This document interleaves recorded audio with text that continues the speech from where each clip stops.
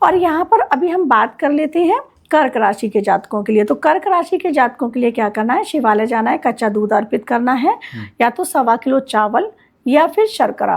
पहले मैं चावल के लिए ही प्रेफरेंस दूंगी कि प्रीफर करो, तो वो लेकर आप किसी गरीब को भी दान कर सकते हैं, मंदिर में भी दान कर सकते हैं। और जब ये आप दान कर रहे हैं तो मंदिर में ही बैठकर ईश्वर से प्रार्थना भी करें। सिर्फ ये नहीं है मंदिर गए, जल चढ़ाया, चावल रखाए, इतना नहीं करना है, प्रार्थना भी करनी है कि इस ग्रहण के प्रभाव जो मुझ पर आ रहे हैं प्रभु उनसे मुझे दूर करो, और मेरे मन को, मस्तिष्क को, मेरी आत्मा को शुद्ध बनाओ, और मेरे शरीर में कोई व्याधि है उनको हरो, और ये ग्रहण का कोई भी प्रभाव मुझ पर ना पड़े। क्योंकि राहु जो है ना भगवान शिव के ही आशीर्वाद से कलयुग का राजा बना हुआ है। बिल्कुल, ये चीज तो हो गई। 5 ग्रहण के क्या उपाय करने चाहिए, ऐसे कौन से 5 ग्रहण हैं जिनके लिए शुभ साबित हो सकती है, किन के लिए शुभ साबित हो सकते हैं?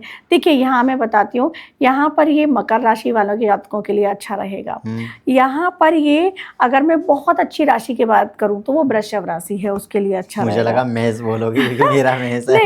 नहीं मैं बताती हूँ वृषभ राशि के लिए अच्छा रहेगा। यहाँ पे हम बात करते हैं सिंह राशि के जातक के लिए, जैसे मैंने कहा थोड़ा खराब रहेगा, वहीं वृश्चिक के लिए ये अच्छा रहेगा। यहाँ बात करती हूँ कन्या राशि के लिए ये ठीक ठीक जाएगा। यहाँ तुला राशि के लिए ये बहुत अच्छा रहेगा। यहाँ मेष राशि के लिए ये ठीक ठीक जाएगा। तो यहाँ ये है ना कि कुछ ठीक ठीक है, कुछ अच्छी है, पर इंडिविजुअल चार्ट पे भी चंदन जी डिपेंड करता है। ऐसा नहीं आपकी मेष राशि है, लेकिन हो सकता है कि चार्ट में कोई प्रभाव, ये क्या होता है हम जनरलाइज बता रहे हैं, आपके चार्ट में हो सकता है पोजीशन बहुत अच्छी हो तो हल्का सा इम्पैक्ट राशि का तो आएगा, लेकिन अगर चार्ट में पोजीशन अच्छी है तो फिर उतना इम्पैक्ट नहीं आता है। और सतविषा नक्षत्र जिनका है, जिनका भी नक्षत्र सतविषा है, धनिष्ठा के बाद आता है, ठीक है, तो सतविषा नक्षत्र जिनका है उनको थोड़ा सावधान रहना है, क्योंकि उसी नक्षत्र में ये लग रहा है। जिनकी कुंभ राशि है, सतविषा नक्षत्र है, सबसे ज्यादा सावधान वो रहे। अच्छा मैम, यहाँ पे आते हैं जैसे रक्षाबंधन का जो शुभ मुहूर्त है वो राखी बांधने का क्या है मैम? जी मुहूर्त मैं बताती हूँ आपके लिए, 2-3 मुहूर्त मैंने निकाले हुए हैं। मैं बताती हूँ, को थोड़ा जानना बिल्कुल है। बिल्कुल मैं बताती हूँ मुहूर्त, जो शुभ मुहूर्त है। यहाँ शुभ मुहूर्त हमारा सुबह से स्टार्ट हो जाएगा 5:58 से, सब लोग नोट कर लीजिएगा, और 9:19 तक ये मुहूर्त रहने वाला है। लेकिन चर और लाभ अमृत की चौघड़िया है, ये लाभ अमृत की चौघड़िया है, तो आप इसमें बंधवा सकते हैं। दूसरा आएगा 12:22 से 1:58 तक, ये शुभ चौघड़िया है, इसमें आप बंधवा सकते हैं। इससे पहले भी अभिजीत मुहूर्त होता है, तो वो अभिजीत मुहूर्त हर किसी के लिए कहा गया है कि देखने के लिए जरूरत नहीं होती है, वो 11:56 से लेकर 12:47 तक है, आप बंधवा सकते हैं। एक शाम का मुहूर्त भी है, बहुत सारे लोग होते हैं जो प्रदोष काल में बंधवा रहे हैं, बहन क्या सुबह के निकले हैं शाम को पहुंच रहे हैं, ऐसे भी होते हैं, या बहनें भी हैं, तो उनके लिए मैं बताना चाहूंगी, उनके लिए सबसे अच्छा मुहूर्त है 6:53 से, और फिर आप इसको 7:44 तक शाम को बंधवा सकते हैं। ये टाइम आपके लिए अच्छे हैं। तो ये वो मुहूर्त है जहां हमने लाभ अमृत की चौघड़िया देखी है, कौन सी लग्न है वो देखी है, क्योंकि चर लग्न, स्थिर लग्न सब होती है। तो ये उस हिसाब से आप लोग अपनी राखी बंधवा सकते हैं। तो मैम राखी बांधते टाइम कौन सा अच्छा मंत्र है जो उन्हें मंत्र का उच्चारण करना चाहिए राखी बांधते समय? बिल्कुल, वो भी मैं बता देती हूँ। वो मंत्र है येन वद्दोबली राजा दानवेंद्रो महाबला तेन त्वाम अभिबंधनामी रचे माँ चल माँ चल। ये मंत्र है, इसको बोलते हुए अगर आप राखी बांधेंगे तो आपका बहुत ही शुभ होगा। और मैं कहती हूँ अगर कोई संस्कृत नहीं पढ़ पा रहा है, आप हिंदी में भी बोल सकते हैं, प्रार्थना कर सकते हैं कि जिस प्रकार ये जो राजा बलि थे उन्हीं से मैंने आपको कथा बताई थी, तो आप ये बोल सकते हैं कि जैसे उनकी रक्षा की थी वैसे ही मेरी रक्षा करें। या जिसके राखी बांध रहे हैं आप, पत्नी के, पति के, मैंने बताया ना। अब इसको बहुत से लोग मजाक भी कर देते थे कि पति पत्नी के राखी, जैसे इस तरीके से, लेकिन यहाँ मैंने बताया भगवान इंद्र के राखी बांधी है इंद्राणी ने, हमारे पुराणों में वर्णित है, रक्षा सूत्र है ये। तो आप बांधते हुए जिसके बांध रहे हैं, भाई के बांध रहे हैं तो भाई की लंबी उम्र और स्वास्थ्य के लिए कामना करेंगे, पति के बांध रहे हैं तो पति के लिए, वो आप प्रार्थनाओं में हिंदी में बोल सकते हैं इनको। अच्छा मैम, राखी की थाली में कौन कौन सी चीज़ होनी चाहिए और कौन कौन सी नहीं होती, क्योंकि लोगों को पता नहीं होता कि हम उसमें क्या क्या रखें? बिल्कुल, राखी की थाली में देखिए कुमकुम होगा, भाई के तिलक करना है, या पति के भी है तो विजय तिलक करना है, दोनों के। आपके लिए वहाँ अक्षत होना बहुत जरूरी है, अक्षत होने चाहिए। आपको वहाँ पर दीप प्रज्वलित करना चाहिए, जो बहुत से लोग नहीं करते हैं दीप प्रज्वलित, क्योंकि दीप में साक्षात देवता निवास करते हैं। दीप प्रज्वलित होना चाहिए, मतलब जला के ही रखो उसमें दीपक। उस थाली में एक कॉइन होना चाहिए, लक्ष्मी गणेश के कॉइन की, जिसकी हम पूजा करते हैं।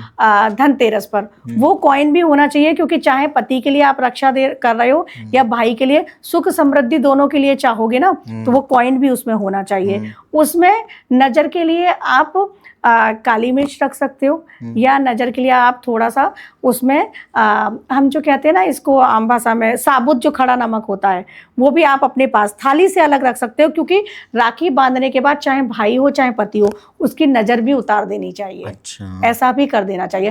ये भी हमारे शास्त्रों में ही वर्णित है, ऐसा कुछ भी शास्त्रों से अलग नहीं बता रही। ये चीज़ें होना बहुत ज़रूरी है। अच्छा, कई बार क्या होता है, ये सबसे मेरी अपील रहेगी, रिक्वेस्ट रहेगी, जल्दबाजी में त्यौहार ना मनाएं। राखी बंधवाने इतनी दूर भाई भी जाता है, बहन भी जाती है, फटाफट से राखी बांधो।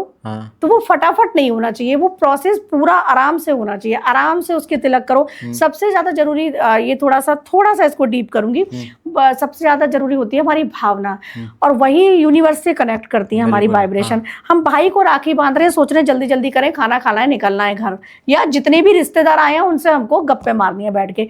पहले जिस काम के लिए आए हो, जिस लिए वो त्योहार है, वो हम भूलते जा रहे हैं। पहले वो काम करो, अपनी भावना को, अपने उन चीजों को, चेतना को, भाई के लिए पूरी तरह से प्रार्थना तो करो। आप भाई को जल्दी से राखी बांध रहे हो, बहनें सोच रही जल्दी से भाई दक्षिणा दे और मेरी जेब भरे और मैं आगे निकलूं, है ना?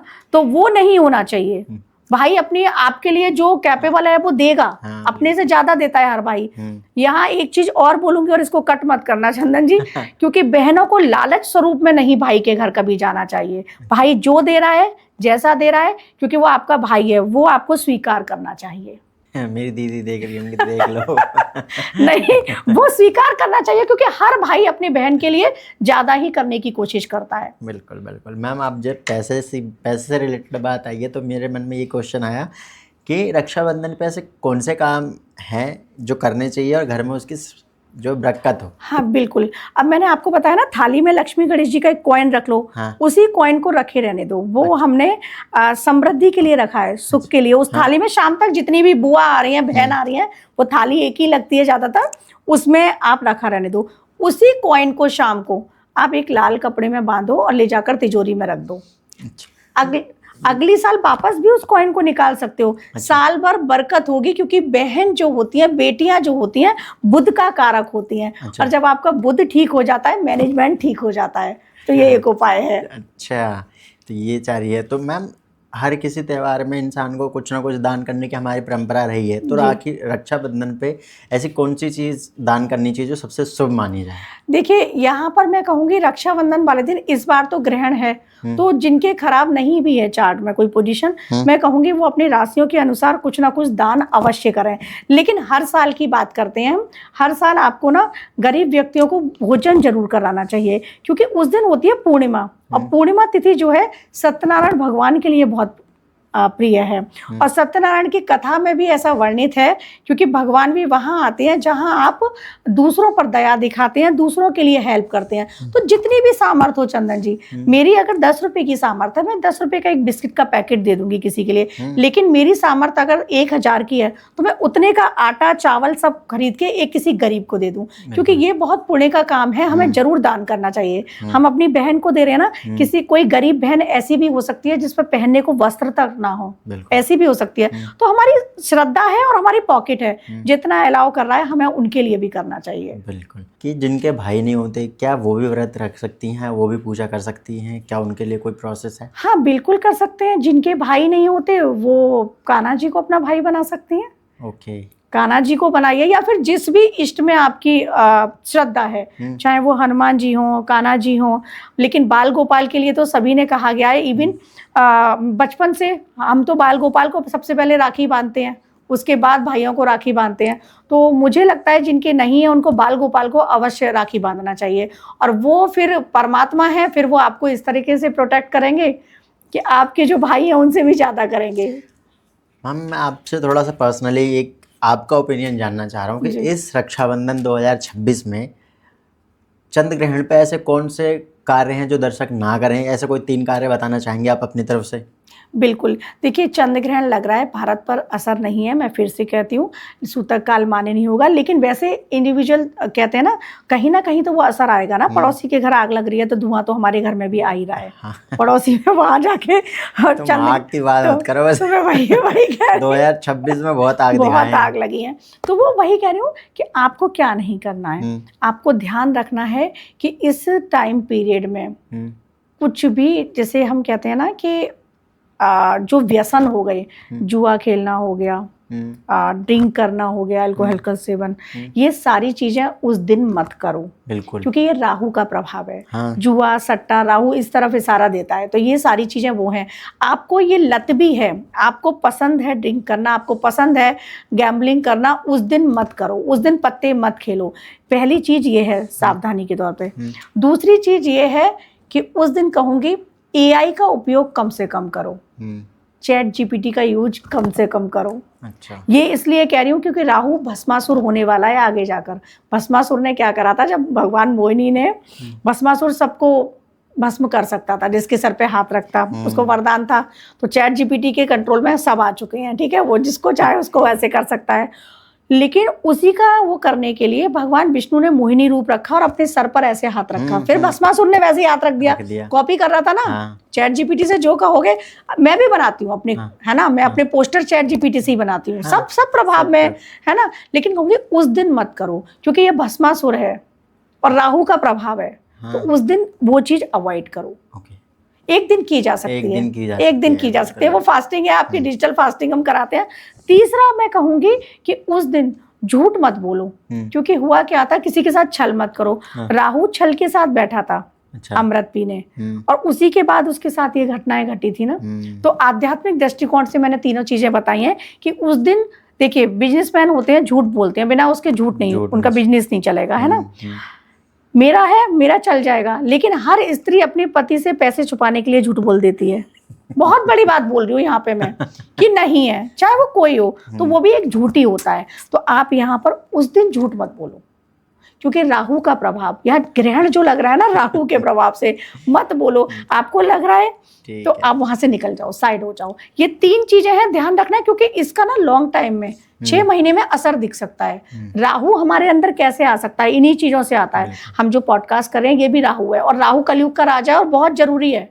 राहु जरूरी भी है, राहु की पॉजिटिव एनर्जी भी जरूरी है, लेकिन ये उसकी नेगेटिव एनर्जी है जो हमारे मन मस्तिष्क पे प्रभाव डाल सकती है। यहाँ सभी दर्शकों से कहना चाहती हूँ कि अपने भाई की लंबी आयु के लिए आप प्रार्थना भी करें, उनके रक्षा सूत्र भी बांधें। जो पत्नियां हैं वो अपने पति के और पुत्र के भी रक्षा सूत्र बांधें, और जो मैंने मंत्र बताया है वो बोल सकते हैं।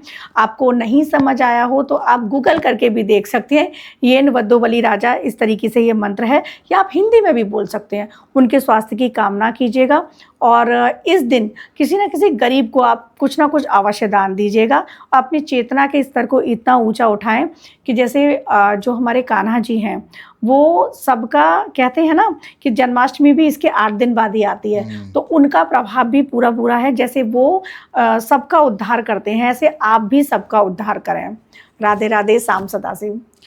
तो आई होप आप सभी को ये पॉडकास्ट अच्छा लगा होगा, और मैम के द्वारा दी गई सारी जो भी इन्फॉर्मेशन है वो बहुत ही अच्छी है, मुझे तो बहुत अच्छी लगी। आप कमेंट करके बताएं कि आपको कैसी लगी।